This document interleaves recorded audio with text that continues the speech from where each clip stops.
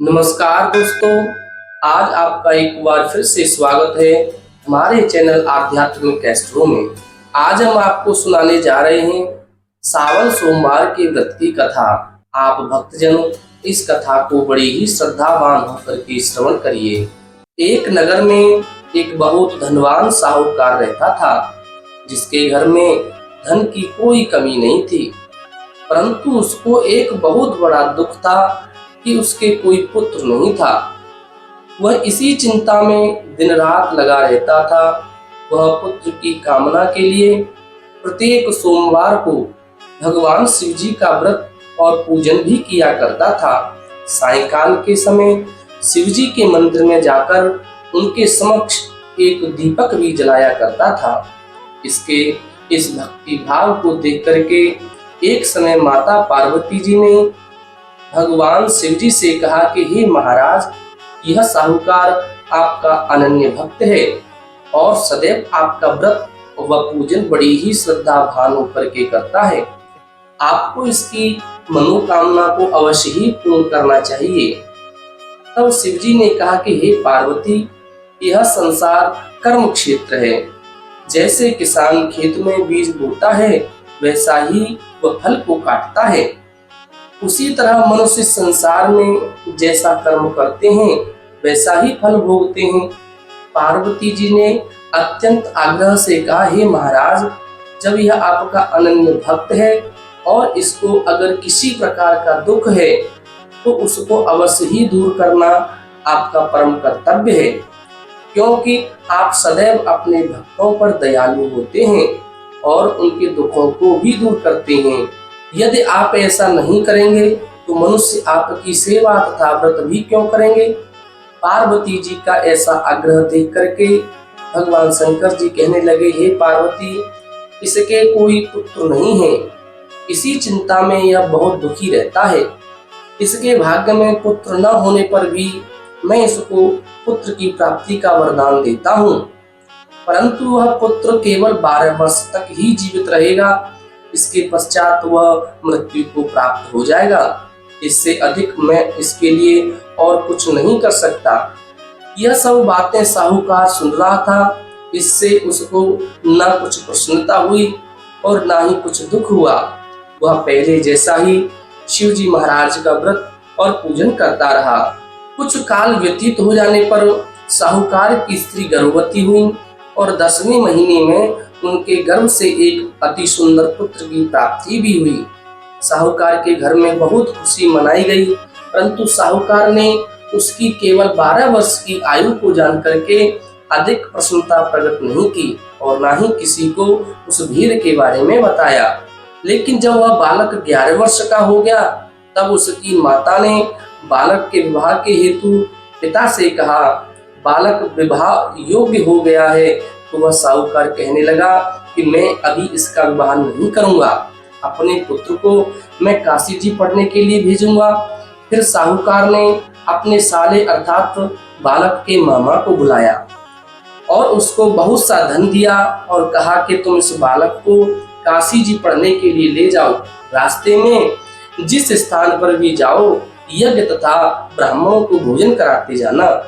वह दोनों मामा भांजे यज्ञ करते और ब्राह्मणों को भोजन कराते जा रहे थे। रास्ते में उनको एक शहर पड़ा। उस शहर में राजा की कन्या का विवाह हो रहा था। दूसरे राजा का लड़का जो विवाह कराने के लिए बारात लेकर आया था, वह एक आंख से काना था। उसके पिता को इस बात की बड़ी चिंता थी कि कहीं वर को देख करके कन्या के माता पिता विवाह में किसी प्रकार की कोई अड़चन पैदा न कर दें। इस कारण जब उसने अति सुंदर सेठ के लड़के को देखा तो मन में विचार किया, क्यों न दरवाजे के समय इस लड़के से ही वर का काम चलाया जाए। ऐसा विचार करके वर के पिता ने उस लड़के और मामा से बात की तो वे राजी हो गए। फिर उस लड़के को वर के कपड़े पहनाए, घोड़ी पर चढ़ा दिया गया और दरवाजे पर भी ले गए। सब कार्य बड़ी ही प्रसन्नता पूर्वक पूर्ण हो गए। फिर वर के पिता ने सोचा, यदि विवाह कार्य भी इसी लड़के से करा दिया जाए तो कोई बुराई नहीं है। ऐसा विचार कर लड़के और उसके मामा ने कहा, यदि आप फेरों का और कन्यादान का भी काम करा दें तो आपकी बड़ी कृपा होगी और मैं इसके बदले में आपको बहुत सा द्रव्य धन भी दूंगा। तो उन्होंने स्वीकार कर लिया।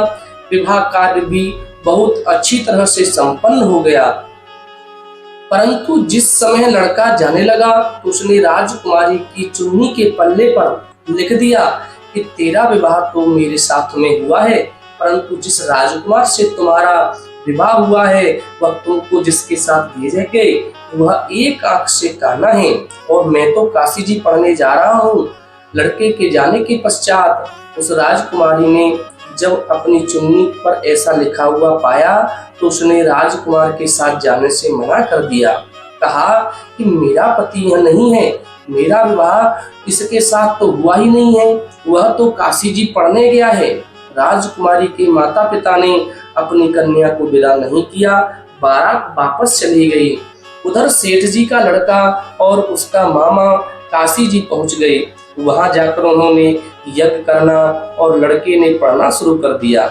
जब लड़के की आयु 12 साल की हो गई उस दिन उन्होंने यज्ञ रच रखा था कि लड़के ने अपने मामा से कहा, मामा जी आज मेरी तबीयत कुछ ठीक नहीं है। मामा जी ने कहा, बेटा आप अंदर जाकर के सो जाओ। लड़का अंदर जाकर के सो गया और थोड़ी ही देर बाद उसके प्राण पखेरु उड़ गए। जब उसके मामा ने आकर देखा कि वह तो मुर्दा पड़ा है तो उसको बड़ा दुख हुआ और उसने सोचा कि अगर मैं अभी रोना पीटना मचा दूंगा तो यज्ञ कार्य अधूरा रह जाएगा। अतः उसने जल्दी से यज्ञ का कार्य समाप्त किया। ब्राह्मणों के जाने के बाद फिर रोना पीटना प्रारंभ कर दिया। संयोगवश उसी समय शिव और माता पार्वती जी भी उधर से जा रहे थे। जब उन्होंने जोर जोर से रोने की आवाज सुनी तो पार्वती जी कहने लगी, महाराज कोई दुखिया रो रहा है, इसके कष्ट को आप दूर कीजिए। जब शिव पार्वती जी ने पास जाकर देखा तो वहां एक लड़का मुर्दा पड़ा था। पार्वती जी कहने लगी, महाराज यह तो उसी सेठ का लड़का है जो आपके वरदान से हुआ था। शिव जी कहने लगे, हे पार्वती इसकी आयु इतनी ही थी कि वह यह भोग चुका है। जब पार्वती जी ने कहा, हे महाराज इस बालक को और आयु दो ना, नहीं तो इसके माता पिता को तड़प तड़प करके मर जाएंगे। पार्वती जी के बार बार आग्रह करने पर शिव जी ने उसको जीवन वरदान दे दिया और शिव जी महाराज की कृपा से वह लड़का जीवित भी हो गया। शिव जी और माता पार्वती कैलाश पर्वत पर चले गए। तब वह लड़का और मामा उसी प्रकार यज्ञ करते हुए तथा ब्राह्मणों को भोजन कराते हुए अपनी घर की ओर चल पड़े। रास्ते में उसी शहर में आए जहां उसका विवाह हुआ था। वहां पर आकर उन्होंने यज्ञ प्रारंभ कर दिया तो उस लड़के के ससुर ने उनको पहचान लिया। अपने महल में ले जाकर के उसकी बड़ी खातिरदारी की, साथ ही बहुत से दास दासियों सहित आदर पूर्वक अपनी लड़की और जमाई को विदा भी किया। जब वह अपने शहर के निकट आया तो मामा ने कहा कि मैं पहले तुम्हारे घर जाकर खबर करके आता हूँ। जब उस लड़के का मामा घर पहुंचा तो लड़के के माता पिता घर की छत पर बैठे थे और यह प्रण भी कर रखा था कि यदि हमारा पुत्र सकुशल लौट कर आया तो हम राजी खुशी नीचे आ जाएंगे, नहीं तो छत से गिर करके अपने प्राणों को खो देंगे। इतने में उस लड़के के मामा ने आकर यह समाचार दिया कि आपका पुत्र आ गया है। तो उन्होंने विश्वास नहीं किया। तब उसके मामा ने शपथ पूर्वक कहा कि आपका पुत्र अपनी पत्नी के साथ में बहुत सारा धन लेकर के आया है। तो सेठ जी ने आनंद के साथ उसका विवाह किया और बड़ी प्रसन्नता के साथ रहने लगे। इसी प्रकार से जो कोई भी सावन सोमवार के व्रतों को धारण करता है अथवा इस कथा को पढ़ता या सुनाता है उसकी समस्त मनोकामना पूर्ण होती हैं। भगवान शंकर की कृपा से उसे मनोवांछित फल भी प्राप्त होता है। शंकर भगवान की जय। आपको यह कथा अच्छी लगी हो तो हमारे चैनल को कृपया सब्सक्राइब करें और बेल आइकन दबाना बिल्कुल ना भूलें। हर हर महादेव।